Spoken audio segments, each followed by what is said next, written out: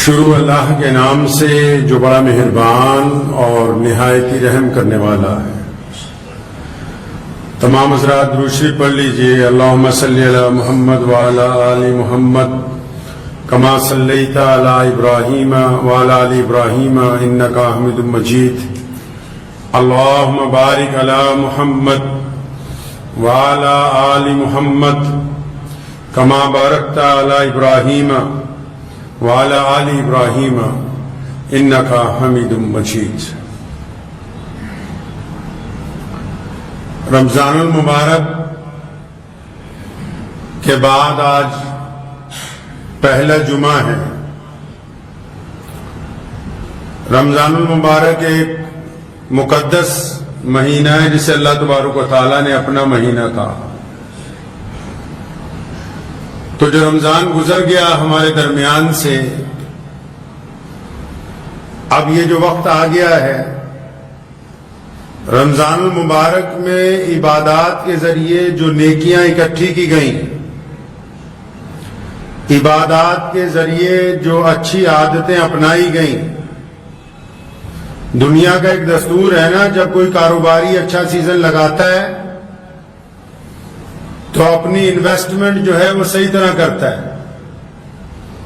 جب کچھ کمائی ہو جاتی ہے تو اس رقم کو سنبھال کے رکھتا ہے، اس کا استعمال اچھی طرح کرتا ہے۔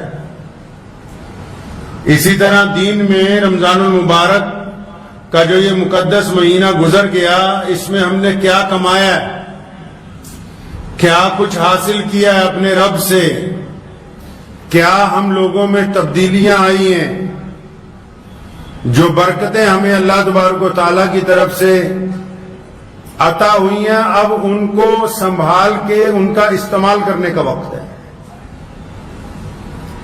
بہت سارے نادان لوگ، جو لوگ صرف سوشل میڈیا پر ہی رہتے ہیں،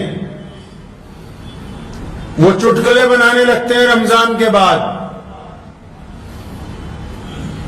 مسلمان پوری دنیا میں ان لوگوں میں شمار ہوتے ہیں جو بہت ہی اعلیٰ کردار کے لوگ ہیں، جن کے پاس بہت بہترین دین ہے، جن کا مزاج بڑا اچھا ہے، جن کا کردار بڑا صاف ستھرا ہے۔ گرچہ تمام انگلیاں برابر نہیں ہوتی، لیکن اکثریت ایسے لوگوں کی ہے مسلمانوں میں جو ایمانداری کو اپنا شیوا رکھتے ہیں۔ تو بہت سارے لوگوں کو میں نے دیکھا سوشل میڈیا پہ رمضان کے بعد کہ جی رمضان والے مسلمان کہاں چلے گئے، شب برات والے مسلمان کہاں چلے گئے، کہ جی دوسرے دن صبح مسجد میں تھا کوئی نہیں۔ تو جو لوگ ایسے میسج بناتے ہیں، کیا یہ کبھی خود بھی رمضان کے بعد دوسرے دن صبح مسجد تک گئے؟ یہ گئے نہیں، یہ جھوٹ بولتے ہیں، یہ بے ایمان ہیں۔ دنیا میں دو طرح کے لوگ ہوتے ہیں، اور ہمارے نبی علیہ الصلوۃ والسلام نے ان دو طرح کے لوگوں میں سے کن کو پسند فرمایا؟ رسول اللہ کی سنت کیا ہے؟ کسی کی برائی کر دینا کوئی کمال کی بات نہیں ہے، کسی کو تانا دے دینا کوئی کمال کی بات نہیں ہے، کسی گرتے ہوئے کو گرا دینا کوئی کمال کی بات تو نہیں ہے۔ کمال تو یہ ہے کہ گرتوں کو تھام لیا جائے۔ تو جنہوں نے یہ میسج بنائے، کیا وہ بھی کبھی رمضان کے بعد صبح فجر میں مسجد گئے ہیں، جو ان کو پتا ہو کہ کون آیا کون نہیں آیا؟ کیا انہوں نے بھی کبھی پابندی کی ہے؟ نہیں، یہ تو وہ 3 دن 6 دن کی تراویح والے ہیں جنہوں نے رمضان میں بھی نماز نہیں پڑھی۔ اگر انہوں نے رمضان کو پایا ہوتا تو یہ اگر رمضان کے بعد نماز میں آتے تو ان کو پتہ لگتا کہ ان مسجدوں کو اب نئے نمازیوں کی کھیپ مل گئی ہے۔ ان کو پتہ لگتا کہ عید کے بعد یہ جو لوگ گھومنے نکلے گھروں سے، یہ سڑکوں کے کنارے پر روک کے نمازیں پڑھ رہے ہیں۔ ان کو پتہ لگتا کہ جہاں ٹھہرے، جن ہوٹلوں میں، جن ڈھابوں پہ کھانا کھایا، وہاں مصلے بچھا کے نمازیں ادا کی جا رہی ہیں۔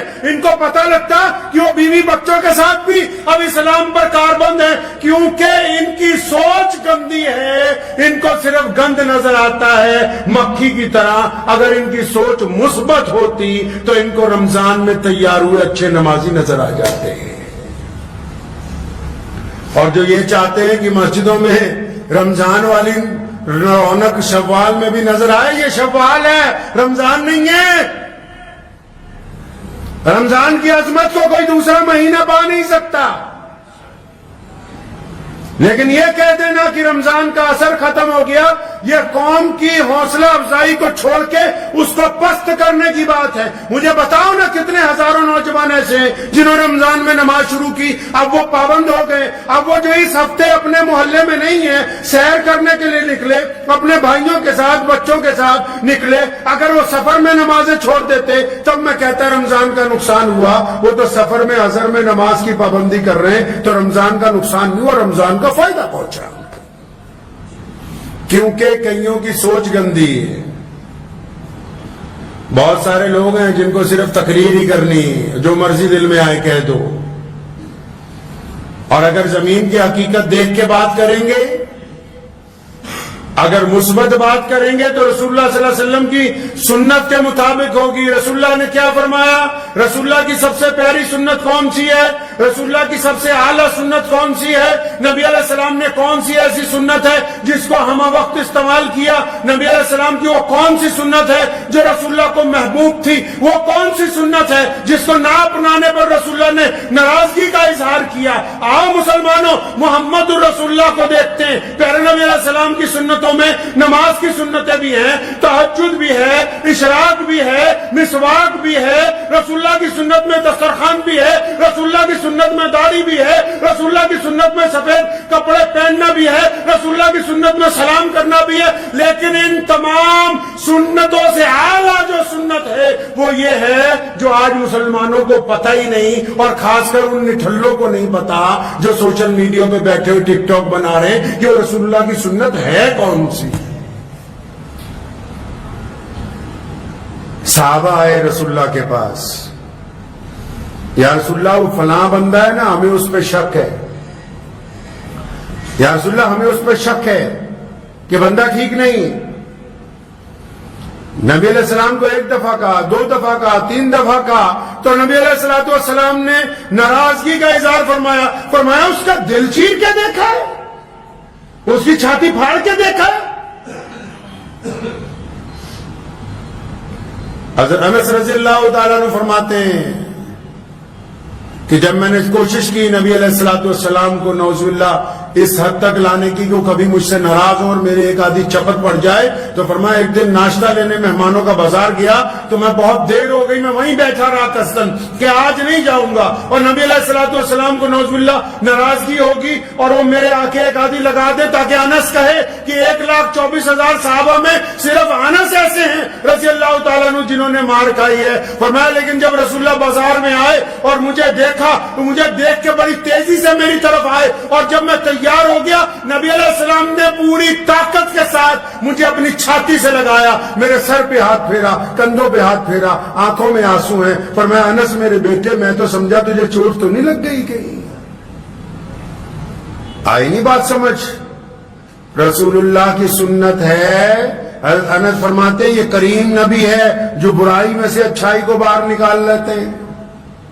रसूलुल्लाह की सुन्नत है पॉजिटिव सोचना, रसूलुल्लाह की सुन्नत है मुस्बत सोचना, रसूलुल्लाह की सुन्नत है अच्छा सोचना, रसूलुल्लाह की सुन्नत है बदतरीन हालात में अच्छे ख्यालात रखना, रसूलुल्लाह की सुन्नत है परेशानी में अल्लाह की मदद पर यकीन रखना, रसूलुल्लाह की सुन्नत है कि दूसरों को गिरते हुए को उठा देना, रसूलुल्लाह की सुन्नत है बुराई की जगह अच्छाई बयान करना। तो ये कौन लोग हैं जो कहते हैं कि हमारे पास नमाजी नहीं रहे? क्या इनको नजर नहीं आ रहा कि ये जो लाखों मुसलमान सफर में निकले हर जगह खड़े होके अल्लाह अकबर की सदाओं के साथ नमाज अदा कर रहे, ये कौन से नमाजी है जो तुम्हें नजर नहीं आए? क्योंकि जहन में नेगेटिविटी है, दीन अभी अंदर नहीं ना उतरा है, जुबान पर ही है, यहां ऊपर अंदर नहीं उतरा है जिनके, तो वो ऐसी बातें करते हैं कि दूसरों की हौसला शिकनी हो जाए। और अल्लाह ने जिनके दिलों में अपना कलाम उतार दिया वो बदतरीन हालात में भी हिम्मत की, इस्तकामत की, हौसला अफजाई के लिए अल्लाह और उसके रसूल सल्लल्लाहु अलैहि वसल्लम पर यकीन के साथ बात रखते हैं, अपनी जिंदगी गुजारते हैं, क्योंकि उनको पता है कि नफे और नुकसान का मालिक अल्लाह है। तो रमजान में क्या खोया क्या पाया? یہ تو ہم نے خود دیکھنا ہے. اب مسجدوں میں اتنی بھیڑ اس لیے نہیں ہے میاں صاحب کیونکہ جب رمضان آتا ہے نا 5-5 کلومیٹر سے لوگ مسجد میں جماعت سے نماز پڑھنے کے لیے آتے ہیں. یہ رمضان ہے اور رمضان جب چلا جاتا ہے تو مسلح اپنی دکان پر, اپنی فیکٹری پر, اپنے سائیکل پر, اپنی گاڑی میں ساتھ لے کے چلتے ہیں تاکہ رمضان میں نماز کی عادت پڑ گئی ہے. دوسرے کی برائی کرنے سے پہلے اس کی روح, اس کی زمین کے گراس روٹ جس کو بولتے ہیں, اس کی زمینی سطح پر دیکھو, پہلے دیکھو, پرکھو, پھر اگر ضرورت محسوس ہو تو بولو. اپنی مرضی سے جو دل میں آیا اس کو اپنی زبان سے نہ نکالو. اگر آپ کی وجہ سے کسی کی ہمت ٹوٹے گی, کسی کی بے عزتی ہوگی تو کل قیامت کے دن اللہ تبارک و تعالیٰ کے حضور جواب دینا ہوگا. لائسنس نہیں دے دیا اللہ تعالیٰ نے کہ جس کی مرضی چاہو بے عزتی کرتے پھرو. کوئی ٹھیکہ نہیں مل گیا ہے جو لوگ مسجدوں میں نماز پڑھتے ہیں ان کو بھی کہ جو آئے اس کی بے عزتی کر دو. کوئی اللہ تعالیٰ نے اتھارٹی نہیں دی ہے ان کو. مسجد میں ممبر بنایا, اس پہ ایک امام کی ذمہ داری لگائی تاکہ وہ جمعے کو بیٹھ کے ان سے بات کرے اللہ اور اس کے رسول کے حکم کے مطابق. ان کے ہاتھ میں نہیں قلم دان پکڑا دیا کہ جب جس چوک پہ, چوراہے پہ, گلی میں, محلے میں 20 لوگوں کے درمیان جس کی چاہے نہیں. اگر آپ اصلاحی کرنا چاہتے ہیں تو جائیے اس کے ساتھ دوستی کیجئے, سلام دعا کیجئے, کہیں جائیے, کہیں بیٹھیے, تنہائی میں 2 باتیں اللہ اور اس کے رسول کے کیجئے. وہ طریقہ محمد رسول اللہ صلی اللہ علیہ وسلم نے عطا فرمایا ہے.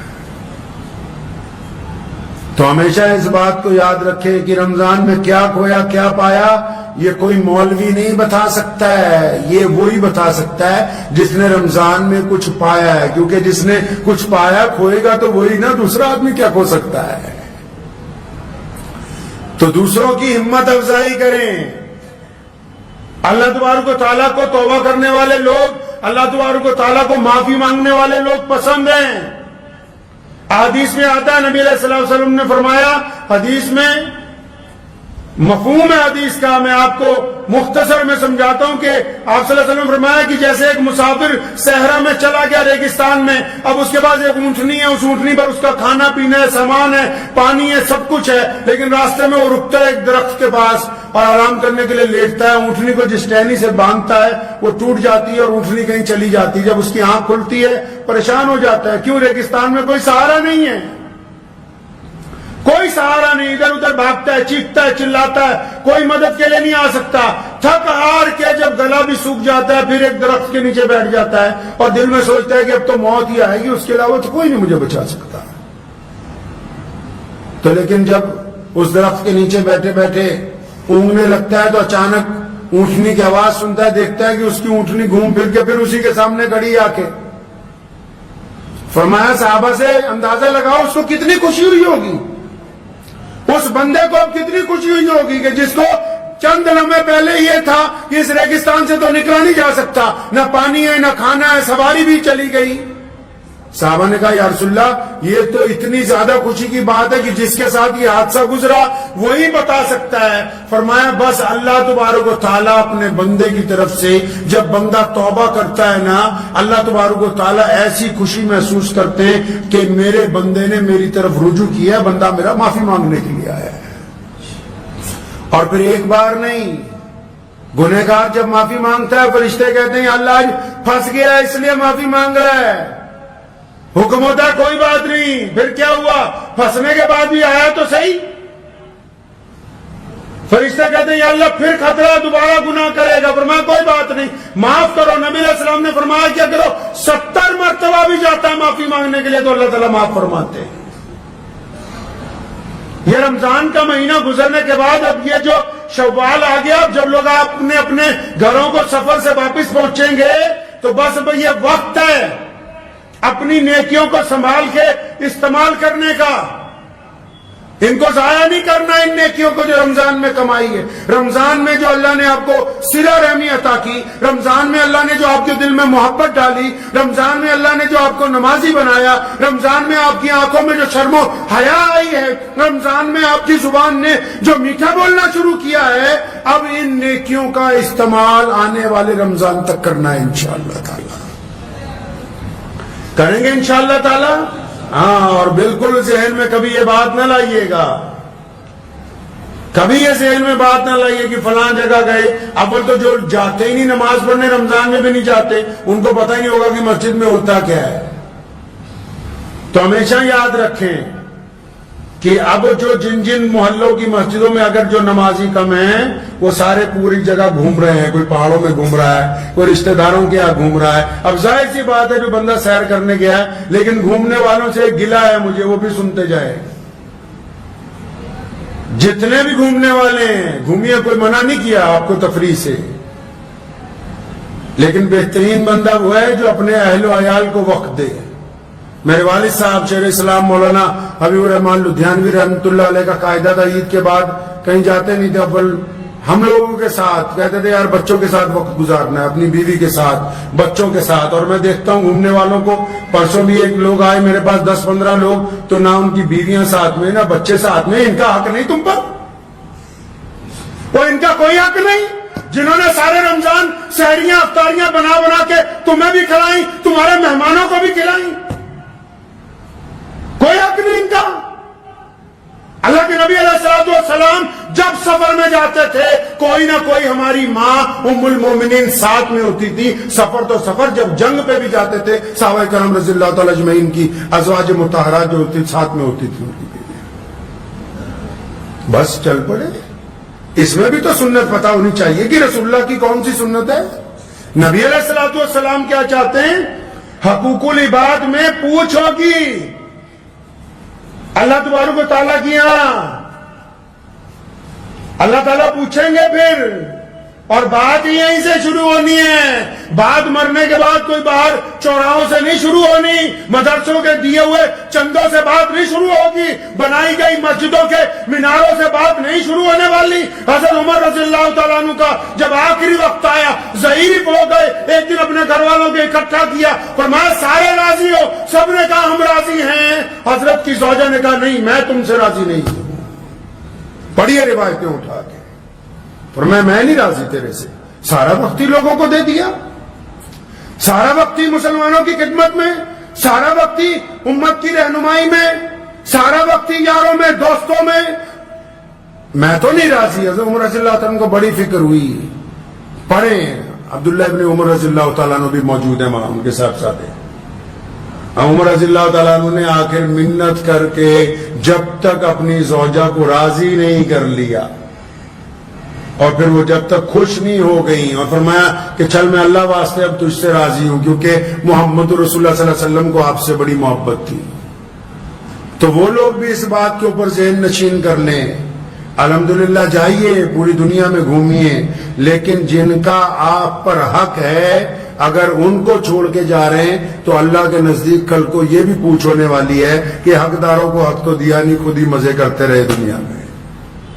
تو دعا کیجئے کہ یہ جو اب شوال شروع ہو گیا ہے, پورے ملک میں مدرسوں میں داخلے بھی شروع ہو گئے, بچے بھی پڑھنے کے لیے جائیں گے, تو کوشش یہ کرنی ہے کہ یہ جو نیکیوں کی گٹھری ہم نے بنا لی ہے نا, یہ جو نیکیوں کی گٹھری ہمارے پاس آ گئی ہے.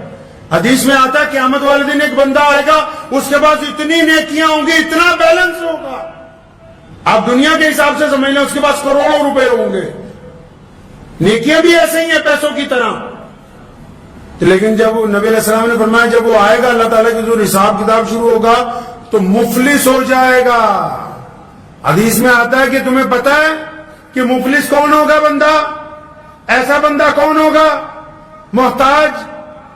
صحابہ نے کہا وہ جس کے پاس درہم دینار نہیں. فرمایا نہیں, قیامت والے دن ایک بندہ آنا اللہ کے حضور جس کے پاس درجنوں حج, جس کے پاس کئی درجن عمرے, جس کے پاس کروڑوں کی زکات, صدقات, خیراتیں, جس کے پاس میاں بیوی کی محبت, بچوں کے حقوق, مسجدوں کی تعمیر, مدرسوں کی مدد, باجماعت نمازیں, تہجدیں, اشراق, سارا کچھ ہوگا.